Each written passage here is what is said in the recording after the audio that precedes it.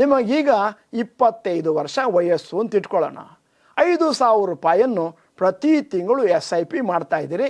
15% returns ಬರುತ್ತೆ ಅಂತಂದರೆ 60ನೇ ವಯಸ್ಸಿನಲ್ಲಿ 6.08 ಕ್ರೋರ್ಸು ನಿಮ್ಮದಾಗುತ್ತೆ. ಮತ್ತು ನೀವೇನಾದರೂ 30ನೇ ವಯಸ್ಸಿನಲ್ಲಿ ನಿಮ್ಮ ಹೂಡುವಿಕೆಯನ್ನು ಪ್ರಾರಂಭ ಮಾಡ್ತೀನಿ ಅಂತಂದರೆ 5,000 ಹಾಕಬೇಕಾಗಿತ್ತು 25ನೇ ವಯಸ್ಸಿನಲ್ಲಿ. ಈಗ ಅದೇ 6.08 ಕ್ರೋರ್ಸ್ ಬರಬೇಕು ಅಂತಂದರೆ ನೀವು 10,200 ರೂಪಾಯಿಯನ್ನು ಹೂಡಿಕೆ ಮಾಡಬೇಕಾಗುತ್ತೆ. ಅಂದರೆ ಲೇಟ್ ಆಗಿದ್ದಕ್ಕೆ ಭಗವಂತನು ದಂಡವನ್ನು ಕೊಡ್ತಾ ಇದ್ದಾನೆ. 35 ವರ್ಷಕ್ಕೆ ಪ್ರಾರಂಭ ಮಾಡ್ತೀನಿ ಅಂತಂದರೆ 10,200 ಸಾಕಾಗೋದಿಲ್ಲ, 21,000 ಪ್ರತಿ ತಿಂಗಳು ಹಾಕಬೇಕಾಗುತ್ತೆ. 40 ವರ್ಷಕ್ಕೆ 43,000 ಹಾಕಬೇಕಾಗುತ್ತೆ. 45 ವರ್ಷಕ್ಕೆ 93,000 ಪ್ರತಿ ತಿಂಗಳು ಹಾಕಿದ್ರೆ ಆವಾಗಲೇ ನಿಮಗೆ 60 ವಯಸ್ಸಿಗೆ 6.08 ಕ್ರೋರ್ಸ್ ಬರುತ್ತೆ. ಅದೇ 50 ವರ್ಷಕ್ಕೆ ಪ್ರಾರಂಭ ಮಾಡ್ತೀನಿ ಅಂತಂದರೆ ನೀವು ಪ್ರತಿ ತಿಂಗಳು ಹಾಕಬೇಕಾದಂಥ ಮೊತ್ತ 2,20,000 ಆಗುತ್ತೆ. ಆವಾಗ ನಿಮಗೆ 60ನೇ ವಯಸ್ಸಿಗೆ 6.08 ಲ್ಯಾಕ್ಸು ನಿಮ್ಮಲ್ಲಿ ಜಮಾ ಆಗುತ್ತೆ.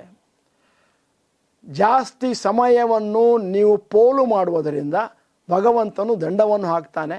ಅದೇ 25 ವರ್ಷಕ್ಕೆ ಪ್ರಾರಂಭ ಮಾಡಿದರೆ ಕೇವಲ 5,000 ಸಾಕಾಗಿತ್ತು. ಆದ್ದರಿಂದ ಸ್ನೇಹಿತರೆ, ಆದಷ್ಟು ಬೇಗ ನಿಮ್ಮ ಉಳಿತಾಯವನ್ನು ಪ್ರಾರಂಭ ಮಾಡಿ.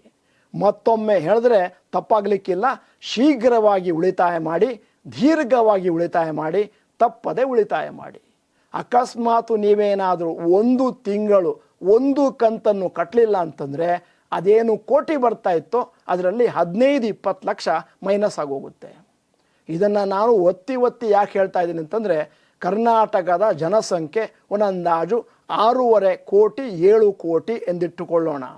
ಅದರಲ್ಲಿ ಕನ್ನಡವನ್ನು ಮಾತನಾಡುವವರ ಸಂಖ್ಯೆ ಒಂದು 3.5 ಕೋಟಿ ಅಂತ ಇಟ್ಕೊಂಡ್ರೆ, ಆ 3.5 ಕೋಟಿಯಲ್ಲಿ ಯುವಕರ ಸಂಖ್ಯೆ ಒಂದಂದಾಜು 1 ಕೋಟಿ ಅಂತ ಇಟ್ಕೊಂಡ್ರೆ, ಈ 1 ಕೋಟಿ ಯುವಕರಿಗೆ ಈ ನಮ್ಮ ಮೆಸೇಜ್ ತಲುಪಬೇಕು. ಆದಷ್ಟು ಶೀಘ್ರವಾಗಿ 5,000ವೋ 1,000ವೋ ಹಣವನ್ನು ಹಾಕಲಿಕ್ಕೆ ಪ್ರಾರಂಭ ಮಾಡಿ.